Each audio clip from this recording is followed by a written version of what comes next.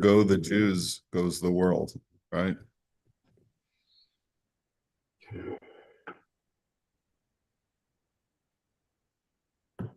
Okay.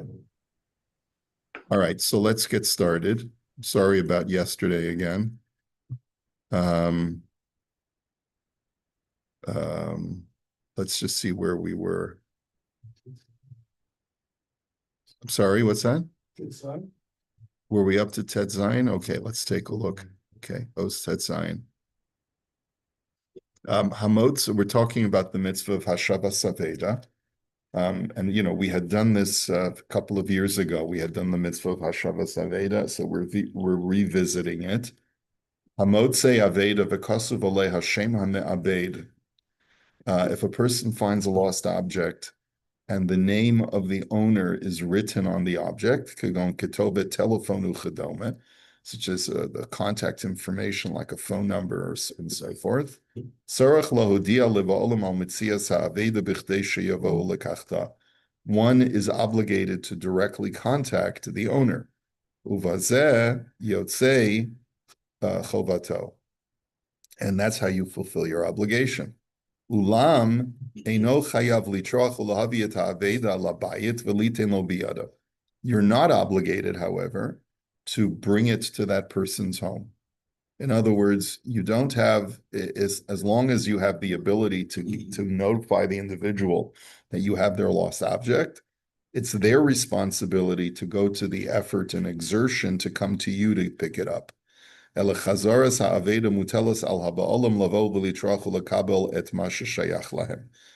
I said, okay, it's the burden is upon them.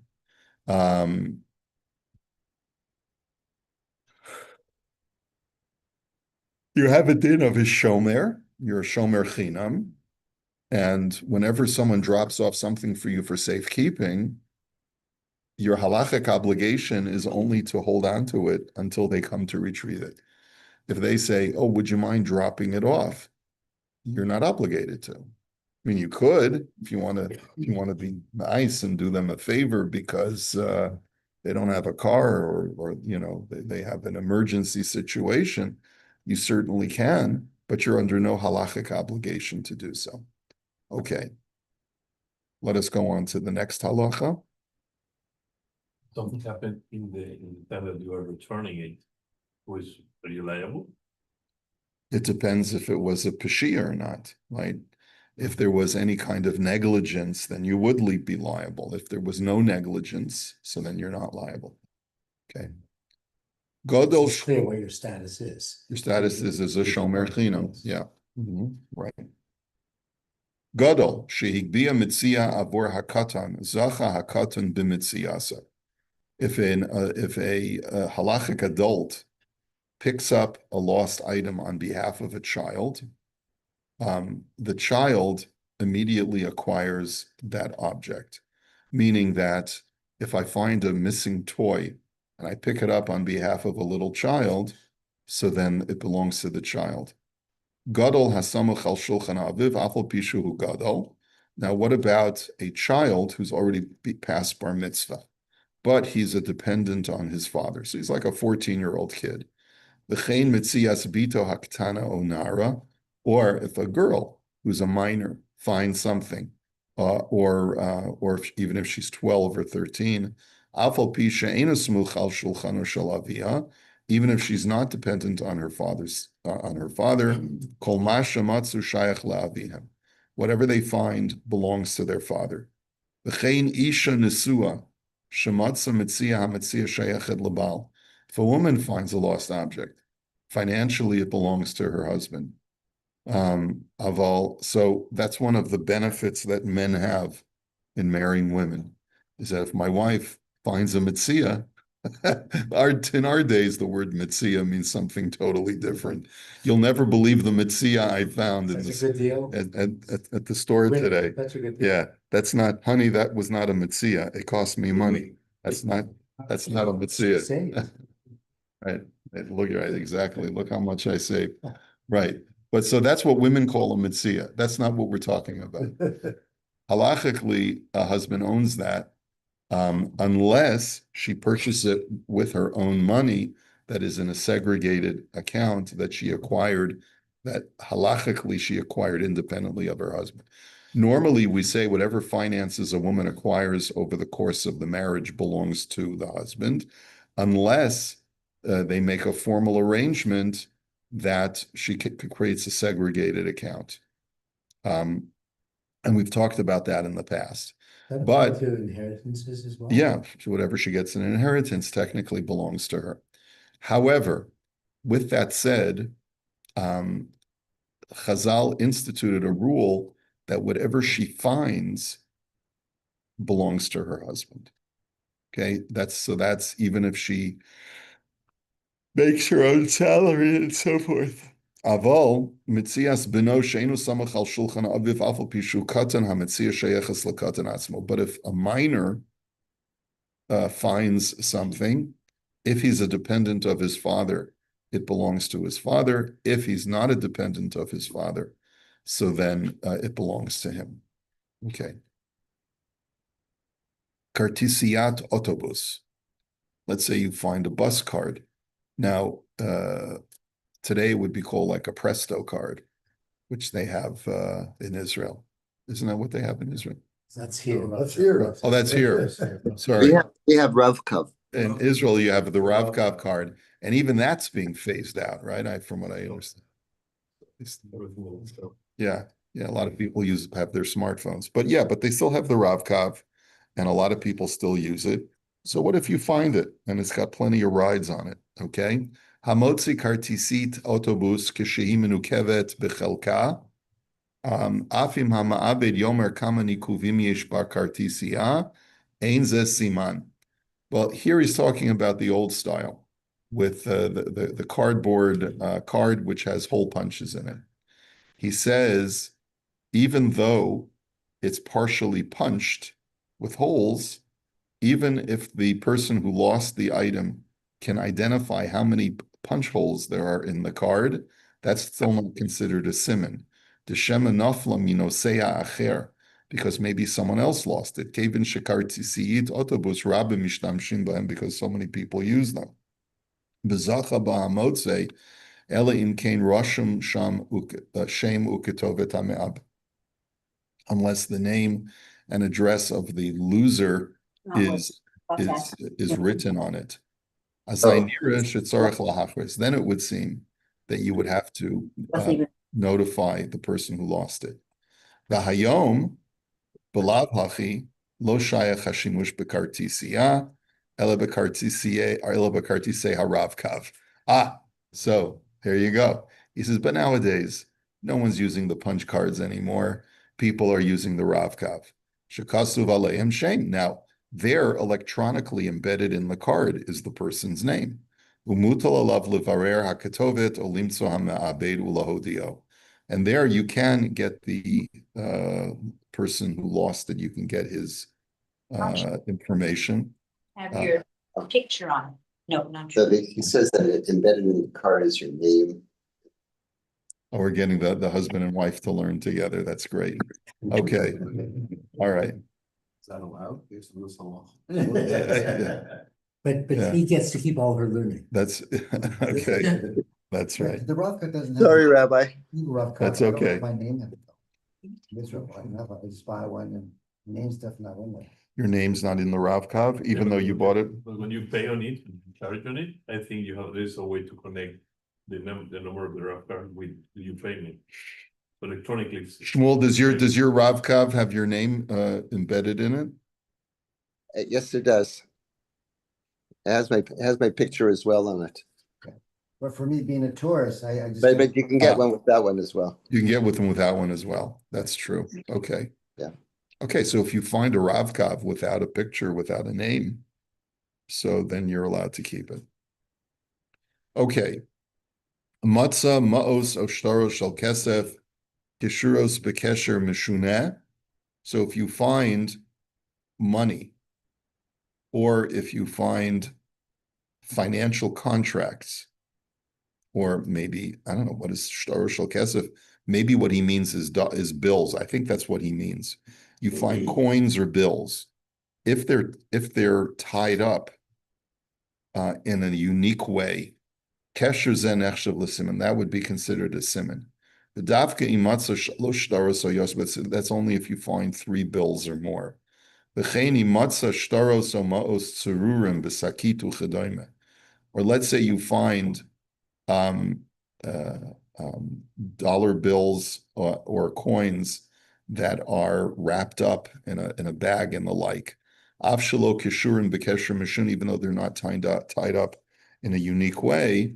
Umunachem b'fnei atzman shalo kederech nefila, and they were just put down somewhere. Nechshav kisimin v'tzarech lahachris. That's considered a simin. You would have to make an announcement. You'd have to announce that you found cash. You would not specify the amount of cash that you found, but you would have to return the items. Next. If you found some of those big $1 million, right? Binyamin? Yeah, those, the charity vouchers that you get here to give to people. Oh, okay. So if you go back to the company who produces those whatever it's Binyamin, they can tell you who that number relates to, because they will have had it recorded as to how they said. Is that right? Is that right? Yes. Yeah. So do you have to go to that effort to find who that belongs to? It would seem to me that you can just email the people who run the charity. But yeah, I mean, you're still obligated to try and find the name. Yeah, because that's like the Ravkov case that we have. No, I'm saying, you just find one. Yeah, let's say you find a pile. you find a few loose ones, you know.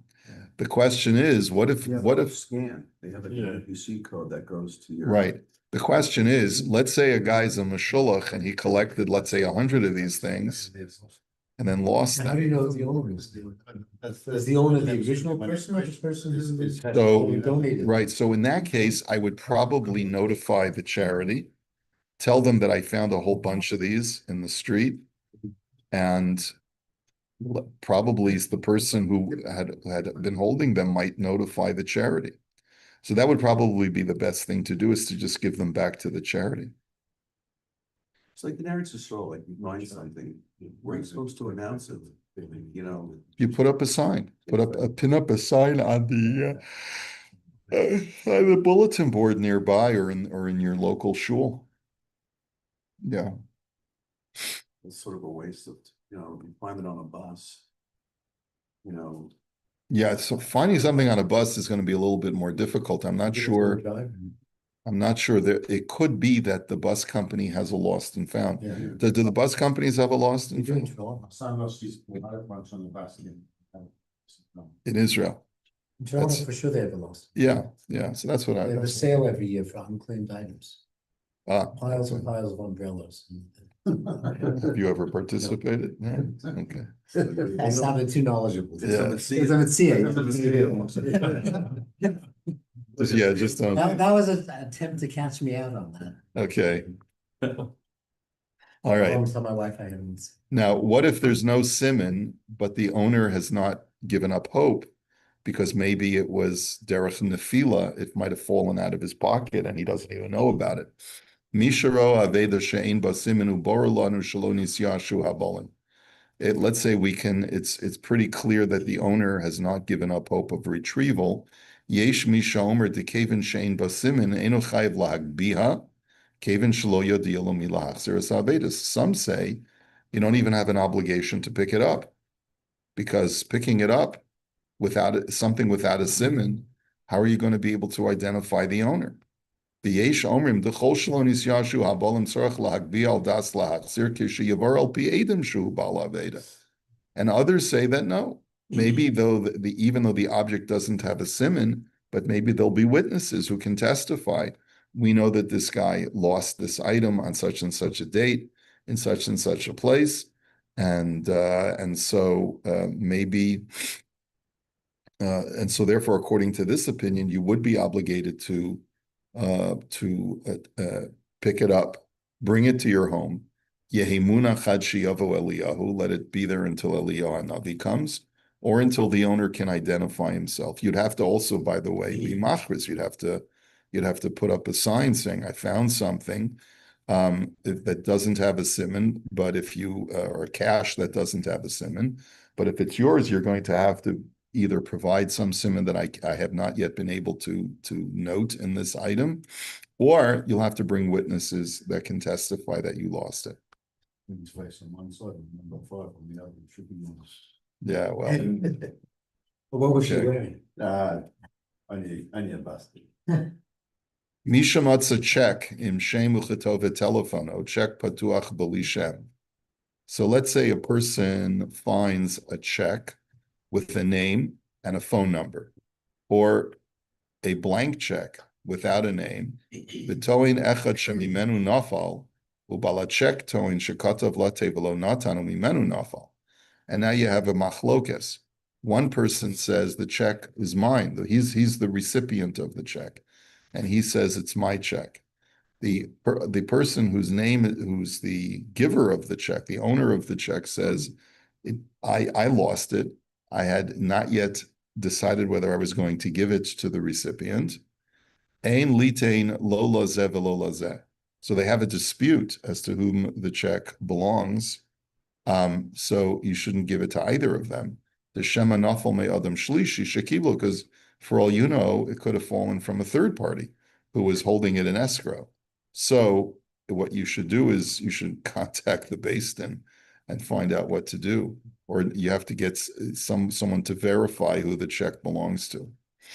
Someone will have to bring witnesses. In secular law, there's a whole proceeding called interpleader, where you actually. Interpleader. Interpleader. Oh, interpleader. Interpleader, where you actually, you don't want to be sued by anybody, so you go to court and you ask the court to make the decision for you, and then they exonerate you from any liability.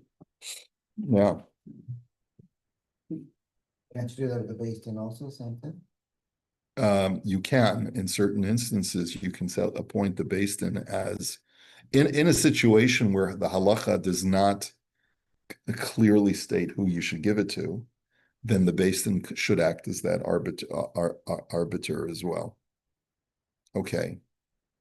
Adam shehitchalfu begadav okelav b'makom tziburi o be'ulam smachot uchedome.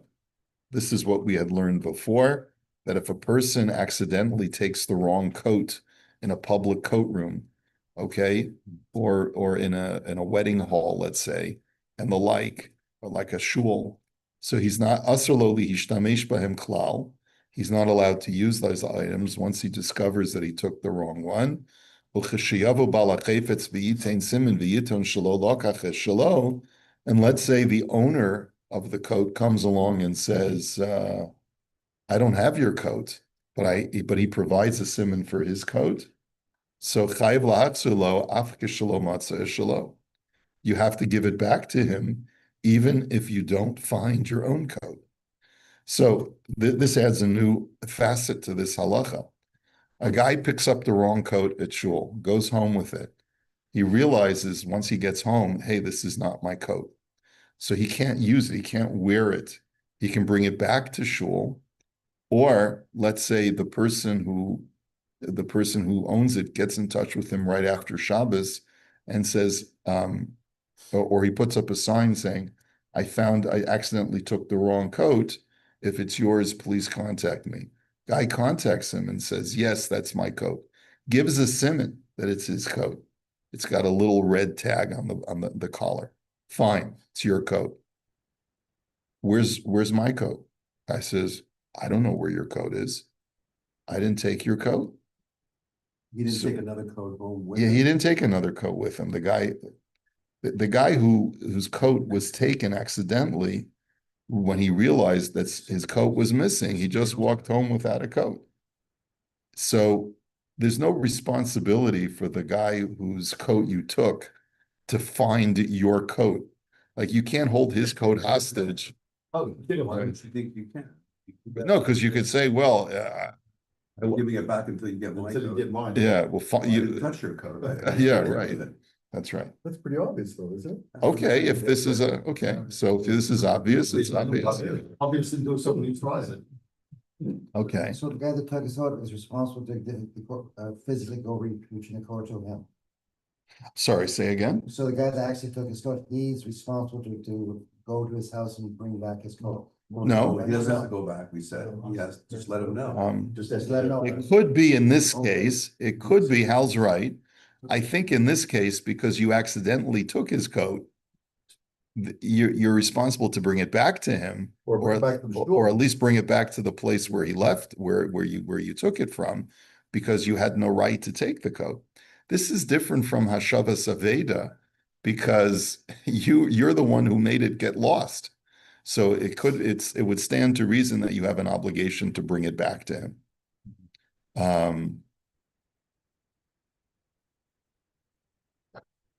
So he quotes from the Shulchan Aruch, the Ramah, in the name of the Trumas Hadeshen, and the Kesef Kadashim commentary.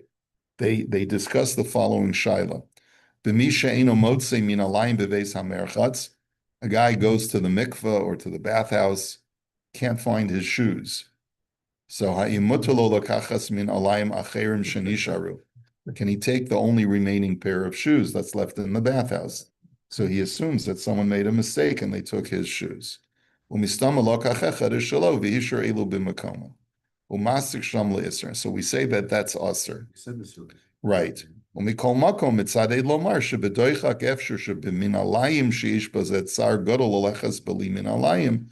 he says maybe in a case of shoes where it's very, very difficult to get by without wearing shoes outside. Then we can assume that the guy who took my shoes by accident has in mind to let me use his shoes until we make the swap. You can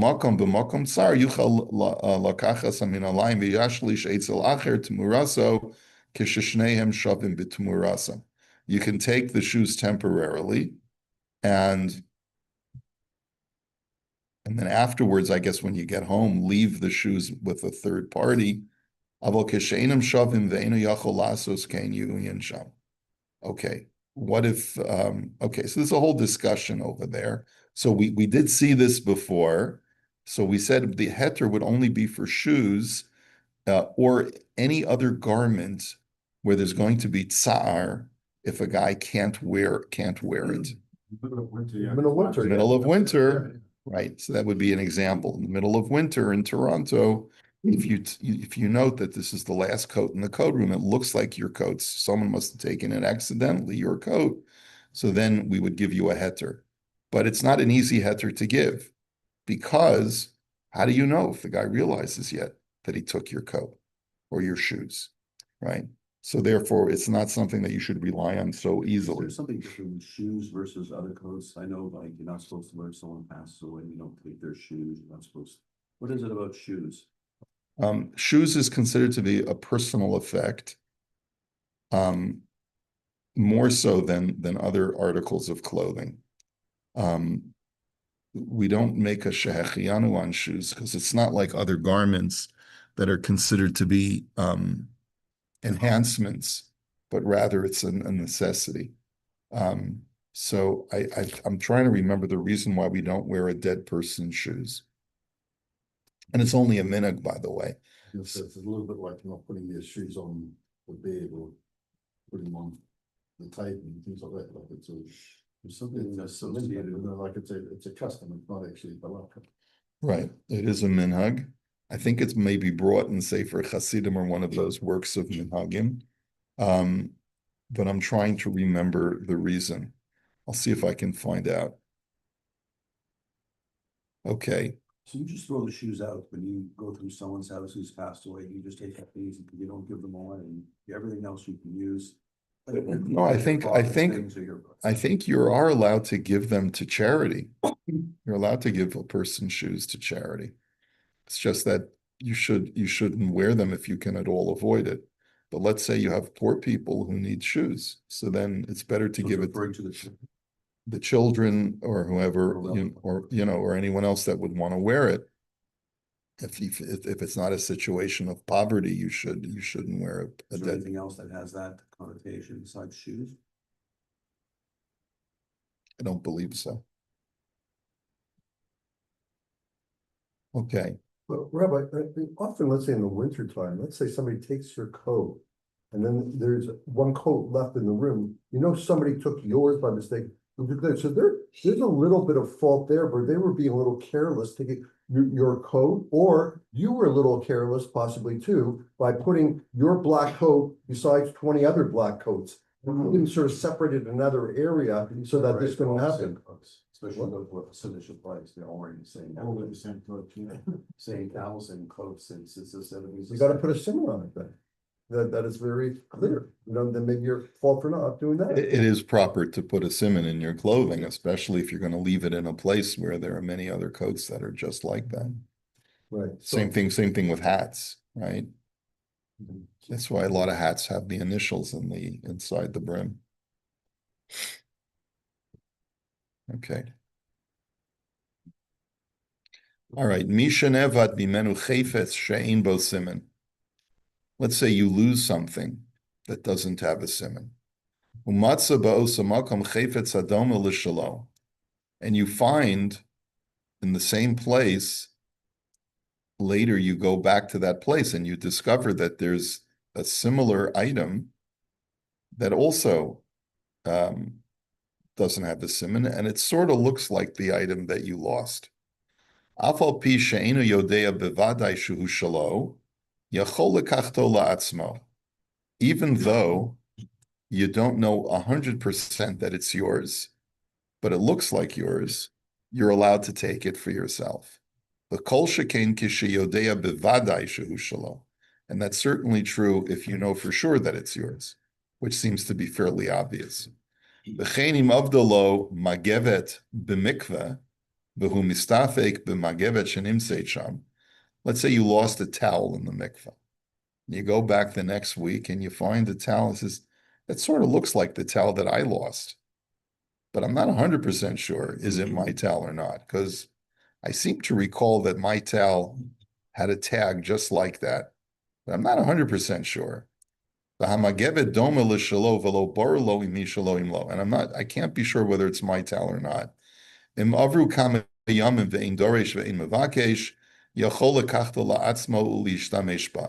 So if many days have elapsed and no one's claimed the towel, then you can take it and keep it for yourself and use it without a problem. Days? Yeah, he says days. Like a 30-day He's time period. it's a little vague. He quotes the Minchas Yitzchak, who initially was doubtful about this halacha. Uvemaskana kasav shebemakom shein cheskas mamon la'acherim lekuli alma tomu lomar shezeu hachefetz she'ava. That unless someone else claims it, or there's a reason to assume that it belongs to someone else, then you're allowed to assume that it's yours and take it for yourself. You have to leave it in the. Leave it for a few days in the mikveh. Supposed to check it's still there. If it's still there. Well, you're going to go regularly to the mikveh. You're a Hasidic guy, you know. So I would say for at least a week, because some people only go Erev Shabbos. some people only go Erev Shabbos. Okay. For a year, some people just go. Yeah. Well, that's going to be a little harder to do. Uvamisha avad magevet b'mikveh ve'achar yomo yomayim matza magevet doima l'shalo v'kasav she'ena makom siman v'doima l'rakta d'nahara d'lohavi b'hu siman. Okay, basically he says, you know, he brings our case of the towel. Let's see if there's anything else on this.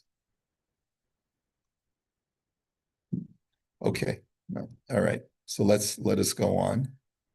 Oh, we're out of time. Okay, have a great day, everybody. Good.